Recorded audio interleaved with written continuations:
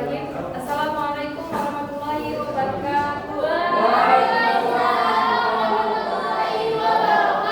Selamat pagi anak-anak. Selamat pagi, Bu. Masih semangat ya untuk belajar hari ini? Masih. Baik, untuk memulai pelajaran hari ini ada baiknya kita berdoa, tapi berdoanya dalam hati aja. Ya kita sendiri-sendiri. Oke. Berdoa mulai.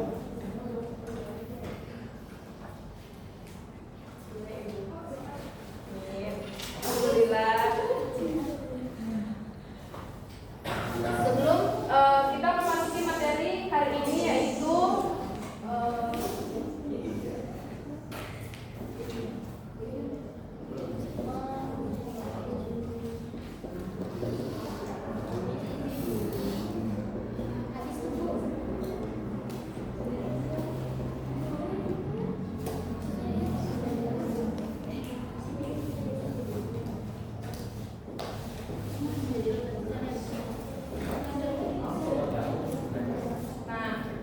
di sini kita akan mempelajari dengan materi meneladani kisah Fatimah Zahra dan Uwais Al-Qarni.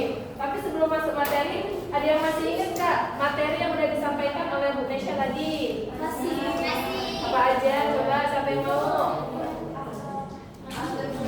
Ya, jadi materinya itu membiasakan alat terpuji. Itu materi sebelumnya. Oke, langsung masuk aja ya kita ke materi sekarang, yaitu yang pertama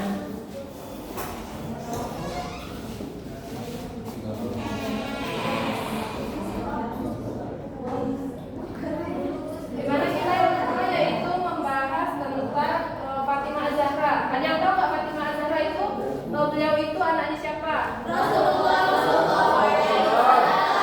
Masya Allah, pintar banget ya anak ibu.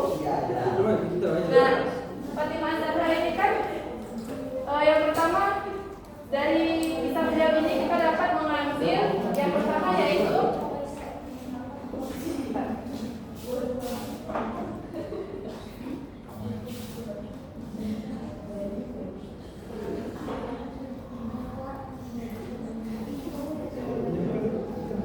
dimana beliau ini rendah hati. Rendah hatinya kayak mana sih? Beliau ini nggak sombong walaupun anak Nabi. Beliau ini nggak, kalau ketemu rakyat biasa nggak, awas aku anak Nabi gitu. Jadi dia itu selalu rendah hati, selalu menyamakan dirinya dengan orang-orang tidak merasa berbangga diri. Yang kedua yaitu ada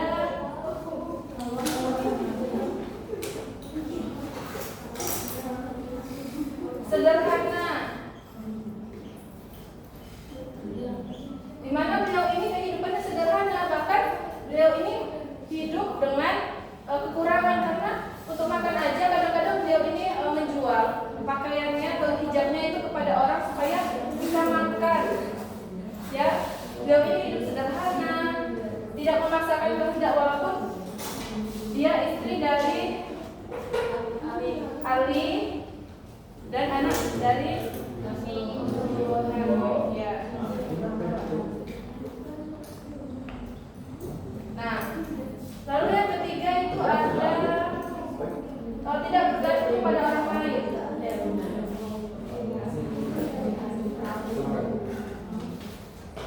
Yang ketiga yaitu mana?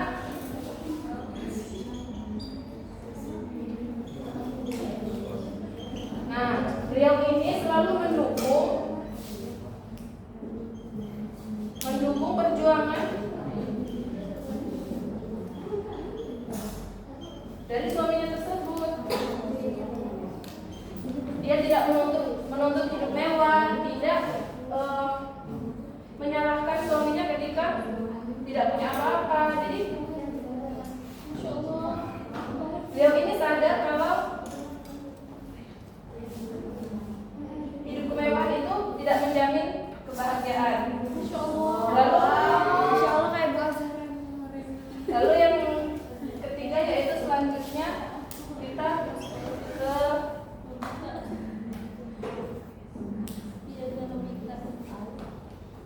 nah, ada yang tahu nggak Uwais Al-Qarni ini siapa?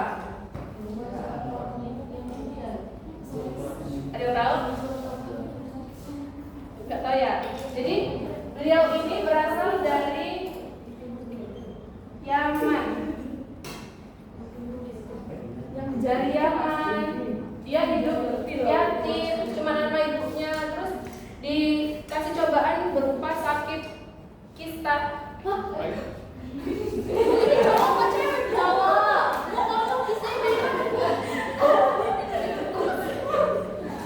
Penyakit kusta. Jadi beliau ini menderita penyakit kusta, tapi Uwais Al-Qarni ini memohon kepada Allah supaya dia disembuhkan dari penyakit kusta tersebut dan diijabah. Bahkan Rasulullah SAW itu sangat menghormati Uwais. Beliau pernah berkata kepada Umar bin Khattab yang katanya akan datang kepadamu seorang dari Yaman yang bernama Uwais Al-Qarni. Dia sangat berbakti kepada ibunya.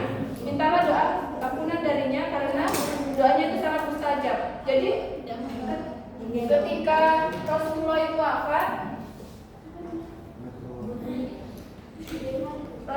wafat, beliau itu Umar bin Khattab itu mencari Uwais Al-Qarni ini. Dia mencari di jamaah haji dari Yaman dan ketemu. Ketika ketemu, dia meminta doa agar Uwais Al-Qarni ini mendoakan ampunan untuk dirinya sendiri. Lalu sekelas Umar bin Khattab aja meminta doa kepada Uwais Al-Qarni. Jadi di sini kita bisa menyimpulkan bahwa kedudukan Uwais Al-Qarni itu lebih mulia. Berarti kita tidak bisa memandang orang itu dari harta, jabatan, karena kita semua itu sama di mata Allah.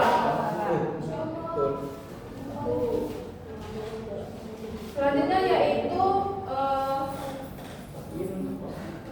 teladan.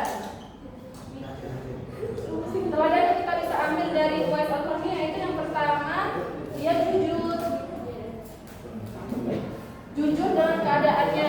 Ketika tanya sama Umar bin Khattab, dia tidak melebih-lebihkan, kayak dia nggak malu mengungkap siapa dirinya. Saya sakit kusta, sakit hidup bersama ibu, nggak punya bapak. Jadi dia itu tidak melebih-lebihkan. Jadi selalu jujur dengan keadaannya. Yang kedua yaitu ada sederhana.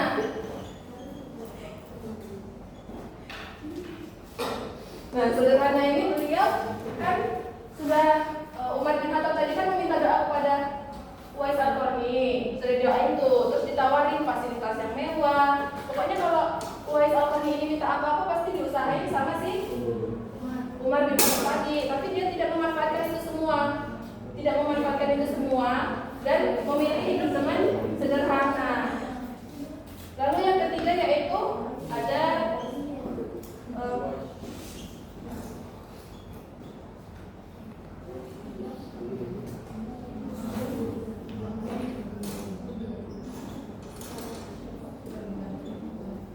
jadi yang ketiga itu ada tidak bergantung pada orang lain. Nah, yang seperti saya katakan tadi, Uwais Al-Qarni ini dia selalu mengusahakan dirinya sendiri, tidak bergantung pada Umar bin Khattab tadi. Dia menolak untuk diberi kedudukan, harta. Dia bahkan menolak diperlakukan istimewa karena dia ingin diperlakukan sama seperti rakyat yang lain. Mungkin itu saja yang dapat saya sampaikan dari sekian banyak materi, dari sedikitnya banyak materi ini. Ada yang bisa menyimpulkan nggak? Teladan apa yang harus kita ambil dari Fatimah Zahra dan Uwais Al-Qarni? Benny. Ada bisa kak? Benny bisa apa enggak? Benny bisa apa? Benny. Apa weh? Simpulkan. Ya. Cuma nyimpulin doang kok. Ya, Mbak Dea.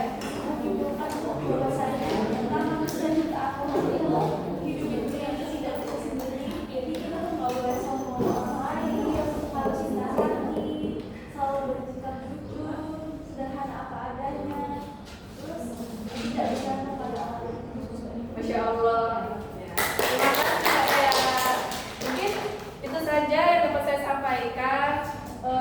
kurang saya mohon maaf, pada Allah saya mohon ampun. Saya akhiri, wassalamualaikum